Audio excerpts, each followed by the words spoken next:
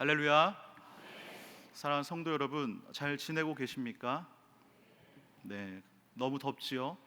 기상 관측이 시작된 이후에 이 111년 만에 폭염이다라고 말을 하고 있습니다. 쉽게 말해서 역대 최고의 더위다라는 것이죠. 저는 이 추위는 잘 참지 못합니다.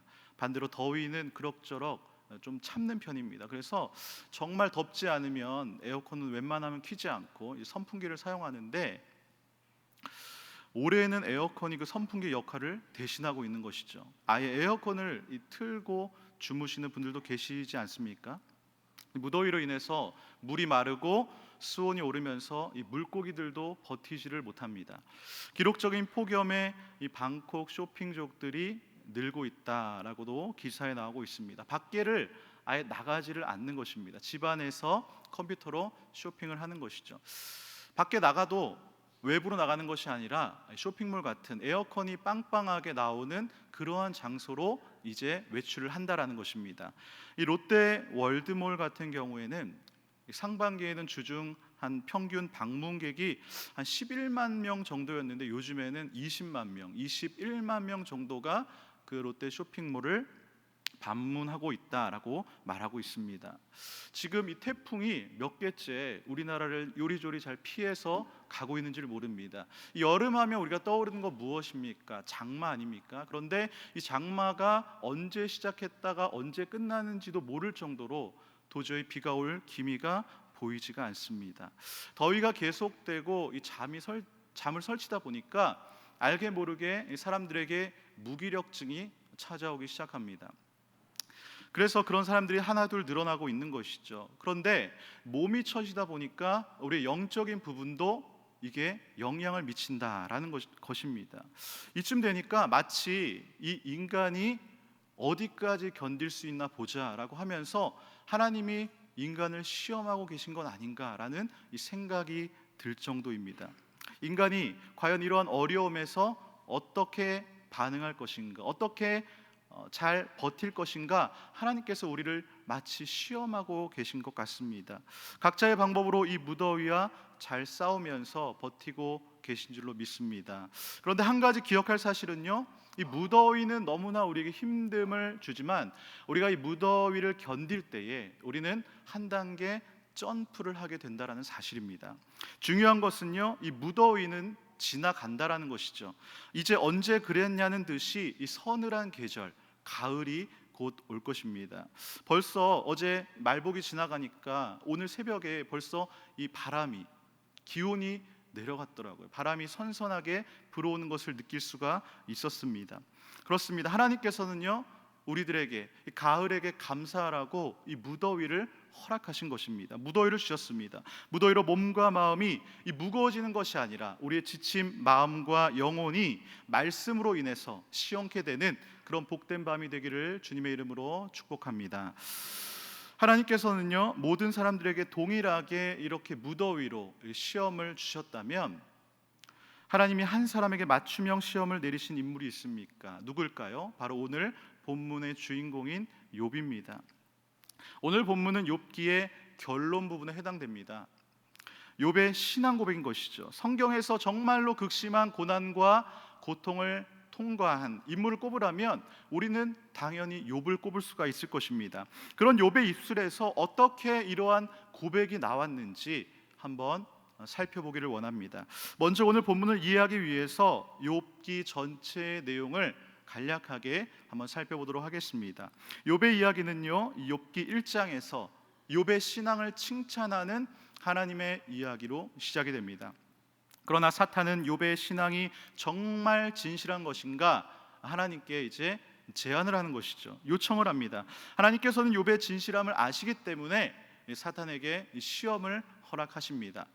욥은요, 굉장히 가정적으로 유복했습니다. 재산도 많았고 자녀들도 많았습니다. 아들이 7명에 3명의 딸, 총 10명의 자녀가 욥의 그 패밀리를 이루고 있었던 것이죠. 그리고 무엇보다도 가족만 많은 것이 아니라, 돈만 많은 것이 아니라 화목했습니다. 그들은 서로의 생일을 칭찬해주고 함께 자주 모여서 다과를 나누면서 음식을 나누면서 가족 간의 유대 관계를 잘 쌓아 나갔던 것이죠. 남부를 것이 없는 그러한 집안입니다. 남들이 보기에는 정말 부러울 정도로 그렇게 화목하고 유복하고 특별히 신앙도 훌륭한 욥의 가정의 모습을 우리는 볼 수가 있는 것이죠. TV 프로그램에서 연예인들의 가정을 밀착 카메라 형식으로 우리들에게 보여준 지 꽤 오래되지 않았습니까? 그것이 한 예능의 트렌드로 자리 잡은 지 오래되었습니다. 아빠 어디가라는 프로그램부터 시작해서 지금까지 언제부턴가 TV를 틀면 연예인들의 그 가족을 우리는 심심치 않게 볼 수가 있는 것이죠. 그들의 가족의 일상들을 관찰하고 우리 시청자들은 그것을 보면서 여러 가지 에피소드가 있겠지만 굉장히 대부분의 가족들의 행복한 그런 모습을 우리에게 보여주는 것입니다. 그래서 그것을 보는 사람들 때로는 대리 만족을 느끼기도 하고 때로는 되게 부럽기도 하고 연예인의 삶에 대해서 거리감을 느끼게 되는 것이죠. 어쨌든 욥의 가족은요, 그런 가족들과 비교해서 이 행복 지수가 절대 밀리지 않는 그런 일상을 보내고 있었습니다. 그런 집안의 가장인 욥이 하루하루 얼마나 행복했을까요? 아마 그의 입술에서는 너무나 자연스럽게 감사와 찬양이 끊이질 않았을 것입니다. 하나님이 쳐놓은 그 울타리 안에서 욥은요 정말 마음껏 그 하나님의 축복을 누리면서 하루하루를 보내고 있었습니다. 그런데 그런 욥의 집에 어느 날 1차 재앙의 폭풍이 임하게 됩니다. 몰아칩니다. 그의 종들이 갑자기 죽임을 당하게 됩니다. 때로는 이 고난이라는 것은 우리에게 갑자기 찾아오기도 하는 것이죠. 하늘에서 불이 내려와서 양들이 죽습니다. 재산이 한순간에 폭삭 망해버립니다. 태풍이 불어 집이 무너지면서 그곳에 모여있던 자녀들이 다 죽음을 당합니다. 이제 욥에게는요 재난을 보고하기 위해 달려왔던 4명의 종들과 그리고 아내뿐이 남지를 않았습니다. 그리고 완전히 다 한순간에 사라져버린 것이죠. 완전히 참변을 당하게 된 것입니다. 사단의 공격은요 이처럼 무섭습니다. 사단은 할 수 있는 대로 가장 강력한 방법을 사용해서 이 공격 대상을 무너뜨리려 하는 것입니다. 그 대상이 오늘은 욥인 것이죠. 사람들은 누구나 재난 앞에, 고난 앞에 힘들어합니다. 내가 왜 이런 일을 당해야 되는지 짜증도 나고 화도 나게 되는 것이죠. 그리고 그 고난의 구덩이를 자기 스스로 깊게 파면서 그 안에 매몰됩니다. 그러면서 자연스럽게 주위를 보지 못하고 이 세상에서 내가 가장 힘든 일을 겪고 있다라고 생각하게 되는 것이죠. 심지어 그 고난을 피하기 위해서 자신의 목숨을 끊는 일들도 일어나기를 하는 것입니다.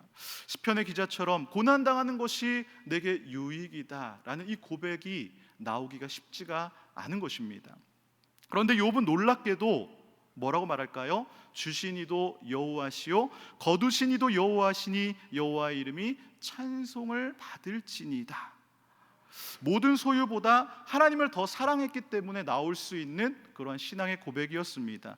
그렇습니다. 하나님께서는요 영광 받으셨습니다. 하나님이 사탄을 이기셨습니다. 1차 시험은 견디기 너무나 어려운 시험이었습니다. 하지만 욥은 인내로 그 고난 시험을 통과한 것이죠. 여기서 끝나면 좋으련만 인생의 고난의 파도는 끝없이 몰아치는 것처럼 2차 시험이 욥을 치게 됩니다. 바로 건강의 문제인 것이죠. 사단은요 만약 하나님께서 욥의 육체와 뼈를 치시면 아마 하나님 떠날 것입니다. 하나님을 욕할 것입니다 라고 이야기를 합니다. 우리가 손가락에 작은 가시만 박혀도 온 신경과 집중이 이 가시에 몰리기 마련입니다. 삶이 고통스러운 것이죠. 그런데 사단이 이 욥에게 이런 작은 병을 줬을까요? 아까 말씀드렸듯이 사단은 최선을 다해서 최고의 전략을 통해 매몰시키는 것이죠. 무너뜨리는 것입니다. 욥의 머리끝에서 발끝까지 종기가 나기 시작합니다. 얼마나 가렵겠습니까? 그래서 욥이 마을 외곽에 있는 쓰레기, 오물을 태우는 장소에 가서 그곳에서 접시에 조각을 가지고 자신의 온몸을 긁는 정말로 너무나 비참한 처참한 지경에까지 이르게 되는 것이죠. 이쯤 되면 사람들은 말합니다. 내 인생 끝났구나.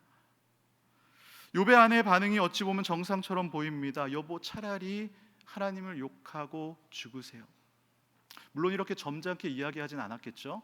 우리가 보는 막장 드라마에 나오는 악녀처럼 정말 소리를 지르면서 욥에게 저주를 퍼부었을 것입니다. 이처럼 사단은 자신과 제일 가까운 아내까지 이용하면서 욥을 무너뜨리려 하는 것이죠. 사랑하는 성도 여러분, 어떠십니까? 이 욥 정도면 그래도 할 만큼 하지 않았습니까? 눈에 밟히는 자녀들을 비롯한 이 모든 소유도 다 내려놓았습니다. 이제 남은 거는 겨우 이 몸뚱아리 하나뿐인데, 그래서 그냥 이 건강 가지고 남은 아내랑 같이 힘을 합쳐서 재기하기도 힘든 그러한 시기인데 건강마저 가져가시다니요. 하나님 좀 너무하시는 거 아닙니까? 라고 충분히 말할 수 있지 않겠습니까? 우리는 이 가정이 시험이고 이 시험의 끝이 어떠한지 결과를 알기 때문에 우리는 참고 읽을 수가 있지만, 욥의 입장이라면 도저히 견딜 수가 없었을 것 같습니다.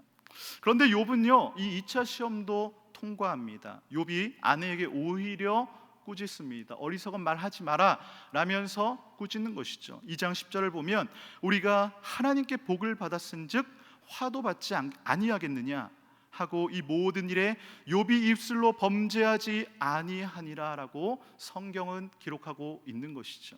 하나님이 또 이기셨습니다. 사단은요, 패배를 인정할 수밖에 없었습니다.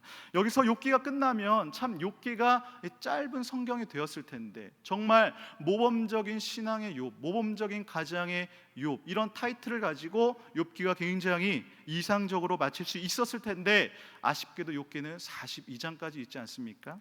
3장부터 욥의 태도가 변하기 시작합니다. 그의 신앙이 완전히 무너지는 모습을 우리는 보게 되는 것이죠. 자신의 생애를 저주하고 심지어는 하나님의 창조의 질서까지도 부정합니다.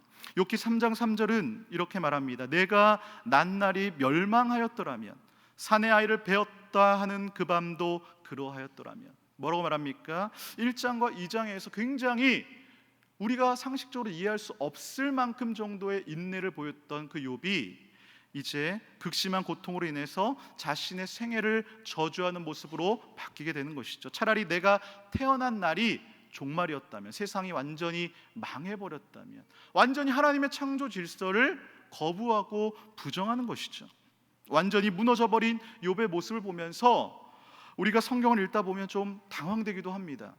재산과 자녀와 자신의 건강까지는 다 잃어버려도 자신의 그 신앙만은 꼭 붙들고 있었던 그 욥이었는데 어떻게 이렇게 무너질 수가 있는 것인가?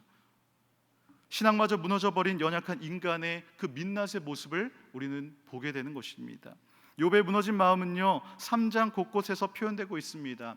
3장 26절에서 그가 그의 솔직한 마음을 이야기합니다. 나에게는 평온도 없고 안일도 없고 휴식도 없고 다만 불안만이 있구나. 표준 세번역으로 다시 읽어드리면, 내게는 평화도 없고 안정도 없고 안식마저 사라지고 두려움만 끝없이 몰려온다. 지금 그에게 남은 것은 불안과 두려움뿐인 것입니다. 그에게 남아있었던 평화와 안정과 안식이 다 사라져버리고 불안과 두려움만이 그의 삶을 지배해버린 것이죠. 1장과 2장에서 정말로 사회적으로도 신앙적으로도 타의 모범이 되었던 이 욥이 이제 3장에서 불안과 두려움으로 마치 저와 여러분들과 다를 바 없는 그러한 두려운 모습을 가진 사람이 되고 마른 것입니다. 마치 욥은요, 내 인생 여기서 끝났구나라고 말하는 것만 같습니다. 이러한 욥이 고백을 마친 뒤에 이제 4장부터 새로운 인물들이 등장하기 시작합니다. 바로 욥기의 70% 이상을 차지하는 욥과 세 친구의 논쟁이 시작되는 것이죠. 엘리바스와 빌닷과 소발, 이 세 친구는 어찌 보면 욥의 진정한 친구라고 볼 수가 있습니다. 보통 부유할 때, 돈 많았을 때 친구들이 많이 몰립니다. 그런데 부유할 때 있었던 친구들이 다 떠나가고 돈 있을 때 잘 찾아오던 친구들이 욥이 고난에 처하자 이제 안개와 같이 사라지는 것입니다. 그런데 이 세 친구는 욥을 잊지 않고 사방각처에서 멀리 찾아오는 것이죠. 자기들끼리 약속을 하고 시간을 맞춰서 욥을 찾아갑니다. 그들의 목적은 욥을 위로하고자 한 것입니다. 누가 먼저 할 것도 없이 막상 욥의 모습을 보니까 그들이 소리쳐 울기 시작합니다. 자신들의 옷을 찢으면서까지 울기 시작하는 거예요. 욥의 모습이 너무나 자신들이 들었던, 상상했던 것보다 더 처참하기 때문에 울기 시작하는 것입니다. 그리고 일주일간 아무 말도 하지 않고 그저 옆에서 자리만 지키는 것입니다. 정말 어려운 상황에 있는 친구가 있을 때, 처한 친구가 있을 때 때로는 어떠한 말로도 위로할 수 없을 그런 상황이 있지 않습니까? 지금 욥이 그런 상황인 것입니다. 그들의 위로가 욥의 마음을 좀 통했던 것 같습니다. 욥이 일주일 뒤에 입을 열기 시작합니다. 먼저 말문을 여는 것이죠. 말씀드렸듯이 그들의 말문을 여는 게 욥이 자신의 신세를 한탄하는 거예요. 자기가 태어날 때 죽지 않은 것, 정말 견딜 수 없는 고통 속에서도 내가 왜 죽지 않고 살아가야 하는가라는 그 탄식을 친구들한테 쏟아내는 것입니다. 그저 죽기를 갈망하는 것이죠. 거의 그 지경까지 욥이 간 것입니다. 욥의 이야기를 가만히 들은 친구들도 이제 입을 열기 시작합니다. 그런데 그들의 말이 좀 이상합니다. 욥을 위로하러 왔다라는 그들의 말이 무엇입니까? 그들의 말의 핵심이 무엇인지 보니까 의인이 상을 받고 악인이 고난을 받는다라는 이 인과응보의 논리를 가지고 욥에게 이야기를 하는 것입니다. 즉 무슨 말입니까? 욥, 너가 지금 고난을 받는 것은 너의 죄 때문이다. 너가 지금 무슨 죄를 지었는지 모르겠지만 네가 죄를 지었기 때문에 빨리 너 회개해야 된다라고 이야기를 하는 것이죠. 참 일주일 동안 잘 참고 기다려줬는데 그들이 하는 말 하나하나가 비수처럼 욥에게 꽂히게 되는 것이죠. 욥은 반론합니다. 내가 고난을 받고 있는 것은 분명하지만 나는 죄를 지은 게 없는데, 난 잘못한 게 없는데, 즉 너무나 억울하다라는 것이죠. 친구들이 말을 합니다. 욥, 하나님 앞에 지금 당장 회개해. 욥이 말합니다. 나 잘못한 거 없는데 도대체 뭘 회개하라는 거냐? 친구들이 말합니다. 너가 지금 이렇게 고통당하는 거 보면 너도 알지도 못하는 사이에 지은 죄가 있는 것이 분명할 거야. 빨리 회개해. 욥이 말합니다. 나는 정말 잘못한 거 없어. 도대체 내가 왜 이런 고난을 당해야 됐는지 나도 하나님께 묻고 싶어.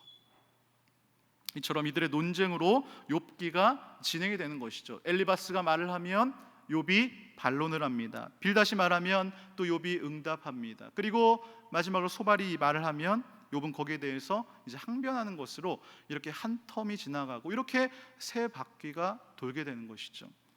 37장까지 총 3번에 걸쳐서 이들의 논쟁이 쭉 진행이 되는 것입니다.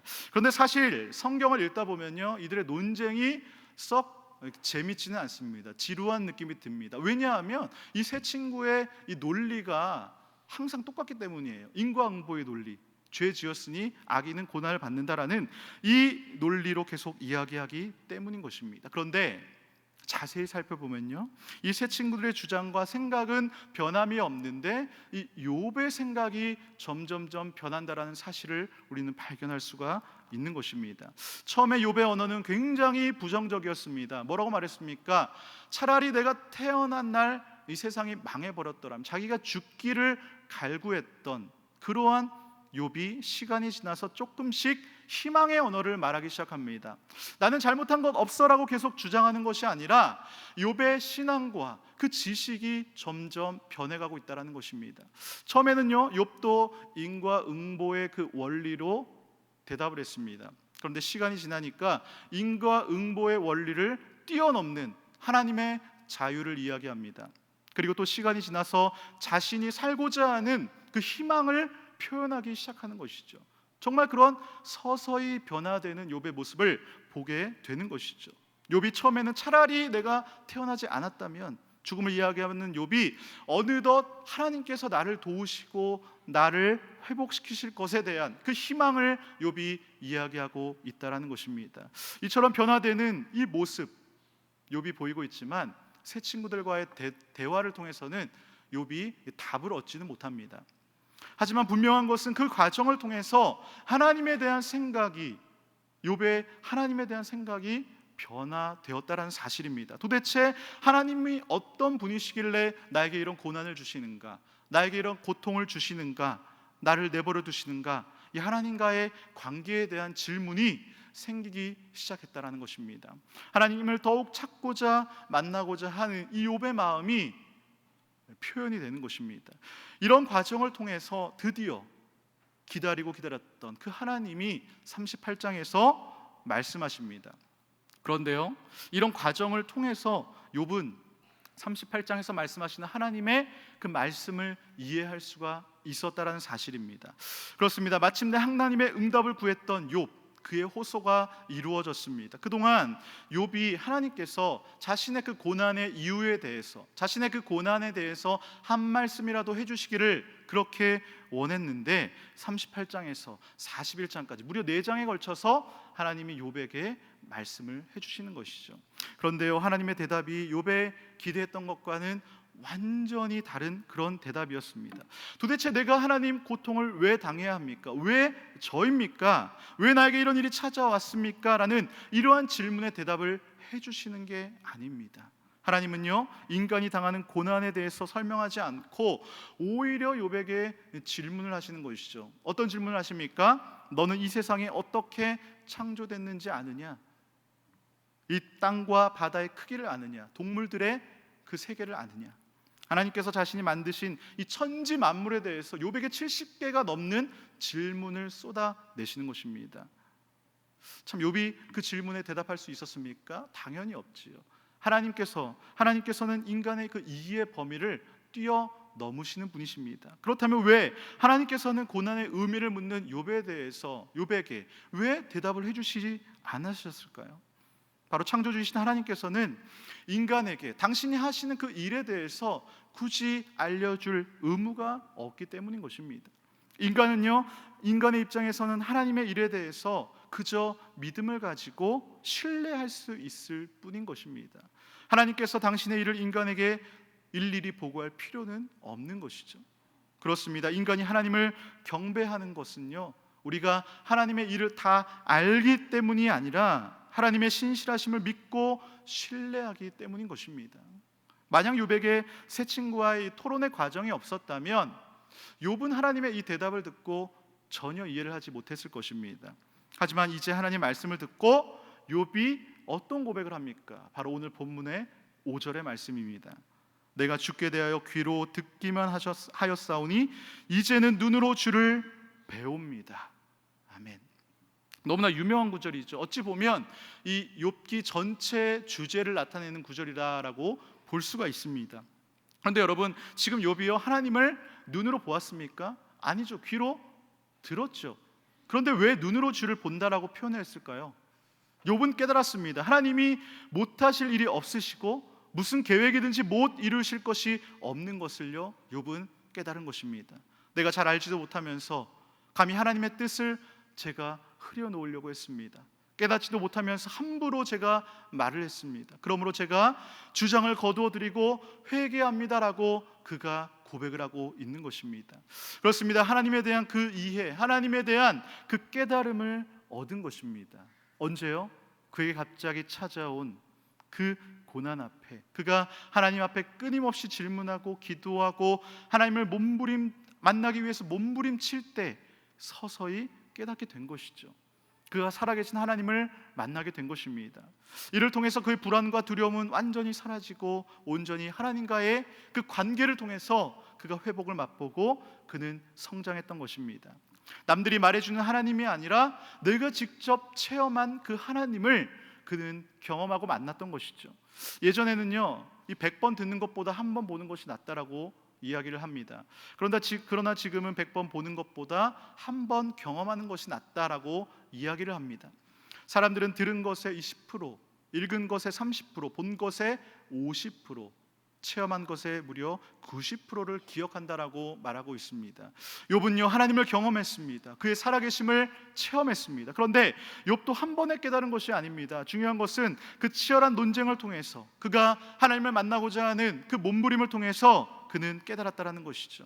하나님은 갈망하는 그 심령, 갈급한 심령 가운데에 하나님은 찾아가시고 만나주심을 믿으시기를 바랍니다. 사랑하는 성도 여러분, 갑자기 찾아온 고난으로 불안과 두려움에 떨고 계십니까? 그래서 하나님께 묻기 위해서, 아니면 하나님께 따지기 위해서, 하나님을 만나기 위해서 이 자리에 오신 분이 계십니까? 어찌됐든 상관이 없습니다. 욥기를 통해서 하나님은 우리에게 말씀하십니다. 귀로만 듣지 말고 이제는 눈으로 나를 보아라. 오늘 이 밤 하나님을 경험하는, 체험하는 저와 여러분들이 되기를 간절히 소망합니다. 욥기의 고백이 여러분들의 고백이 되기를 간절히 소망합니다. 우리나라에서 활동하고 있는 여러 CCM 그룹들이 있는데 그 중에 이 마커스를 빼놓을 수 없을 것입니다. 지금도 왕성하게 활동하고 있고 예전부터 쭉 왕성하게 활동하고 있는 CCM 그룹인데요. 마커스를 지도하고 계시는 김남국 목사님이라는 분이 계십니다. 이분의 설교를 듣다가 정말 공감되는 이야기가 있었습니다. 이 목사님이요, 어릴 때 굉장히 집안이 어려웠다라고 합니다. 그런데 고1 때 선생님이 어느 날 부르셨습니다. 너 등록금 언제 낼래? 아, 네 선생님, 저 언제 내겠습니다.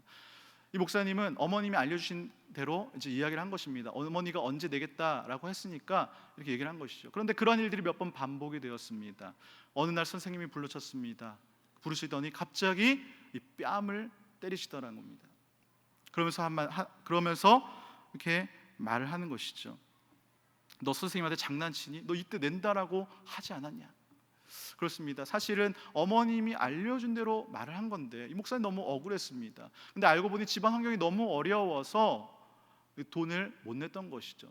지금은 상상할 수 없는 일이죠. 하지만 그 당시에 목사님이 이 뺨을 맞고 이제는 학교가 싫어지기 시작합니다. 가뜩이나 집안 환경도 어려워서 그냥 졸업장만 대충 따고 가야겠다라고 생각을 하고 있었는데 그 마음속에 있는 선생님에 대한 인격이 완전히 무너져 버리니까 이제 완전히 다 내려놓게 되는 것입니다. 그래서 고1 때부터 그 생활이 완전히 무너졌습니다. 공부를 내려놨습니다. 그렇게 고등학교 3년의 시간이 흘렀습니다. 청년이 되었습니다.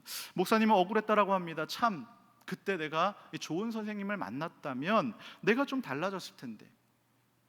그런데 시간이 지나고 나니까 더 억울한 것, 진짜 억울한 것을 발견했다라고 말합니다. 그것은요, 내 잃어버린 시간이 너무 아까웠다라는 것입니다. 변명할 수 있습니다. 고등학교 때 그런 일을 당했기 때문에 변명할 수 있죠. 내가 그런 선생님을 만났기 때문에, 집안 환경이 너무 어려웠기 때문에 라고 핑계댈 수가 있었습니다. 그런데 그가 이렇게 고백합니다. 인생 가운데에 억울한 일 안 당한 사람이 어디 있고 인생 가운데 힘든 일 안 당한 사람이 어디 있겠습니까? 그 억울함 때문에 놓쳐버린 내 시간이, 내 인생이 더 억울하다 라고 고백을 하는 것이죠. 저는 이 부분이 참 공감이 많이 갔습니다. 저 역시도 하나님을 만나기 전에는 핑계거리, 조금만 힘든 일을 만나면 그것은 저에게 좋은 핑계거리가 되었습니다. 사랑하는 성도 여러분, 여러분들 어떠십니까? 집안 환경이 어려워서, 저 선생님이 마음에 안 들어서, 저 직장 상사가 마음에 안 들어서 라는 변명으로 내 소중한 시간을 놓쳐버리고 있지는 않으십니까? 인도의 타고르 시인이 이런 글을 썼습니다. 사람들은 해야 할 일이 있어도 하지 않을 이유를 찾다 때를 놓친다. 하지만 어떤 상황이든 마음만 먹으면 무엇이든지 할 수 있다. 사람들은 사고에만 머물고 행동으로 옮기지 않는다. 사람들은 하고 싶다와 한다 사이에서 고민하다 때를 놓친다. 그 이유는 이 일을 해야겠다라는 결심이 서지 않아서다. 이 타고르가 이 글을 쓸 때는요, 인도는 전쟁 중이었다고 합니다. 전쟁 가운데 있는 사람들이 이제 굶어 죽어나가는 거예요. 질병 속에서 하루하루를 살아가고 있는 것입니다. 그런데 이 재산이 많은 부자, 교육받은 지식인들이 그들을 돕지 않은 거예요. 타고르는 사람들이 입으로만 떠드는 그 현실을 안타까워하며 이런 글을 쓴 것입니다. 그런데 저는 이 첫 부분에 크게 공감이 가는 것이죠. 사람들은 해야 할 일이 있어도 하지 않을 이유를 찾다 때를 놓친다. 그렇습니다. 우리는요, 자꾸 변명을, 핑계거리를 찾으면서 자기를 합리화시킵니다. 사업이 망해서 나는 안 돼, 건강 때문에 나는 안 돼. 특별히 올해 고3 학생들이라면 날씨가 너무 더워서 안 돼, 내년을 노려야겠다. 실제로 어떤 학생들이 이런 얘기도 합니다. 올해는 지진이 안 나나? 작년에 그 지진 때문에 연기된 것을 보고 이 현실을 피할 핑계거리를 찾는 것입니다. 바라오키는 욥과 같이 치열하게 자신의 삶의 자리에서 고민하고 몸부림치시기를 간절히 소망합니다. 욥과 세 친구의 결과는요, 너무나 달랐습니다. 하나님께서는요, 세 친구를 꾸짖으십니다. 욥과 세 친구의 차이가 무엇일까요? 바로 욥이 당했던 그 고난 가운데서 몸부림이 바로 그 차이를 만들어낸 것입니다. 사랑하는 성도 여러분, 어떠한 시험 가운데 있으십니까? 어떠한 억울한 일 가운데 있으십니까? 그 시험 앞에 내 인생 여기서 끝이다라고 생각하지는 않으십니까? 다 포기하고 내려놓고 싶다라는 생각을 가지고 계십니까? 역사상 그 누구보다 어려운 시험을 통과했던 이 욥의 고백을 기억하시기를 바랍니다. 제가 설교를 준비하면서요, 눈에 띄는 이 책을 발견했습니다. 제목은 내 인생 여기서 끝나지 않는다. 오늘 설교 제목과 동일하죠? 이 책에서요, 오늘 설교 제목을 가져온 것입니다. 최근에 설교를 준비하면서 하나님이 저에게 좋은 책들을 이렇게 발견하게 해주시는데요. 지난번에는 감사는 밥이다라는 이 책을 소개해드렸지 않습니까? 이 책도 제목을 보자마자 저의 눈과 마음을 사로잡았습니다. 저는 딱 제목만 보고 내용을 생각해봤습니다. 이 저자가 굉장히 어려운 시험을 통과한 간증문이겠구나. 그런데 아니었습니다. 이 책은요, 30살의 전도사님이 자신의 전도서 설교를 정리한 설교집이었습니다. 책의 겉표면에는 이렇게 쓰여 있습니다. 열심히 살아도 허무하다면 하나님 어떡합니까? 이 전도서 주제가 허무하다 아닙니까? 헛되다 아닙니까? 즉 현대인들이 쉽게 빠질 수 있는 이 허무주의에 대해서 이 전도서의 지혜를 들려주고 있는 그런 것이죠. 이 젊은 나이의 통찰력이 굉장히 대단했습니다. 나이는 숫자에 불과하다라는 말이 정말 어울리는 그런 책이었습니다. 사람은요, 인생에 찾아온 이 결핍과 허무와 고난 앞에 누구나 넘어질 수 있습니다. 그렇다고 인생이 끝난 것은 아니다라는 것이죠. 특별히 성도라면 하나님을 의지하며 다시 일어설 수 있는 것입니다. 한번 따라해 보겠습니다. 내 인생 여기서 끝나지 않는다. 한 번만 더 해볼까요? 내 인생 여기서 끝나지 않는다. 여기서 중요한 부분은요, 여기서입니다. 여기서, 내 인생 여기서. 여러분들은 지금 여기 어떤 자리에 계십니까? 학생이라면 학생이라서 힘들고, 청년이라면 청년이라서 힘들고, 장년이라면 장년이라서 힘든 법입니다. 그 시험 앞에 나이는 없습니다. 중요한 것은 여기 여러분들의 삶의 자리에서 내가 이제 끝이다라고 생각하는 그 자리가 하나님을 만나고 경험하고 체험하고 영안이 열리는 절호의 기회인 줄로 믿습니다.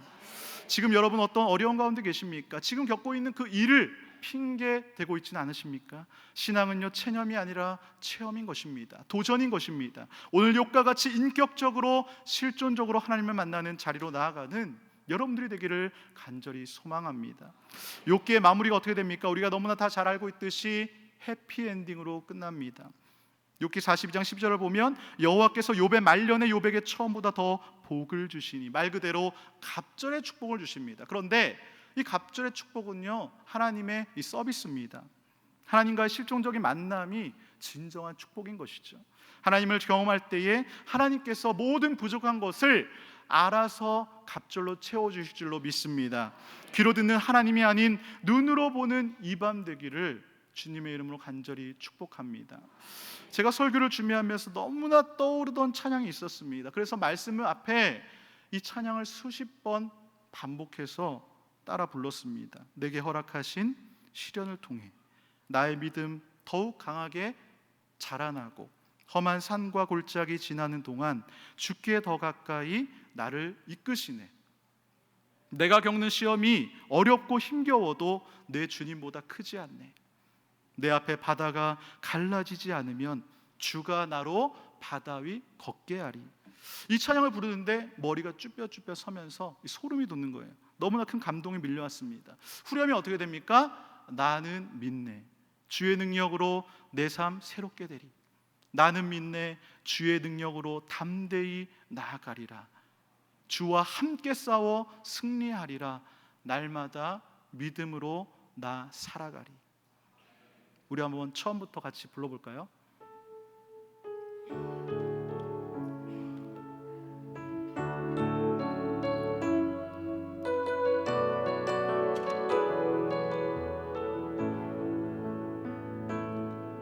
내게 허락하신 시련을 통해 나의 믿음 더욱 강하게 자라나고,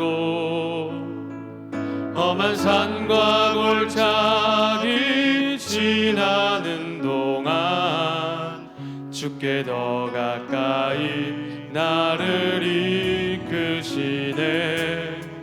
내가 겪는 시험이 어렵고 힘겨워도 내 주님보다 크지 않네. 내 앞에 바다가 갈라지지 않으면 주가 나로 바다 위 걷게 하리. 나는 믿네. 주의 능력으로 내 삶 새롭게 되리. 나는 믿네. 주의 능력으로 담대히 나 함께 싸워 승리하리라.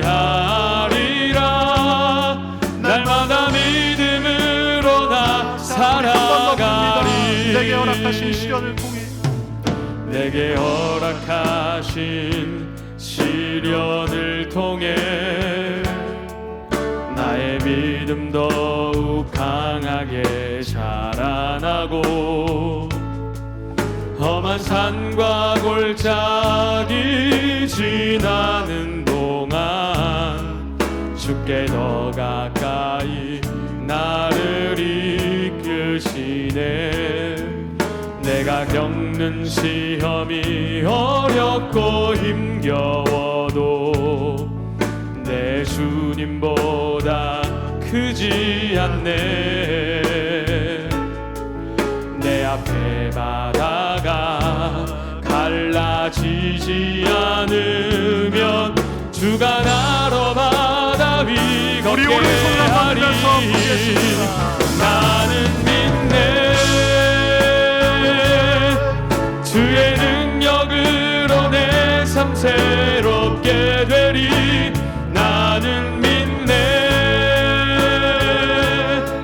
주의 능력으로 담대히 나가리라. 주와 함께 싸워 승리하리라. 날마다 믿음으로 나 살아가리. 나는 믿네. 주의 능력으로 내 삶 새롭게 되리. 나는 믿네. 주의 능력으로 담대히 나가리라. 주와 함께 싸워 승리하리라. 날마다 믿음으로 나 살아가리. 이 시간 우리가 말씀을 기억하며 함께 통성으로 기도하기를 원합니다. 주님, 내게 허락하신 그 시험과 시련을 통해서 하나님을 만나기를 원합니다. 내가 핑계대지 않고 믿음으로 이겨내기를 원한다고 이 시간 주의 이름 부르고 통성으로 기도합니다. 주여, 주님 그렇습니다. 주님 아버지 나에게 주신 그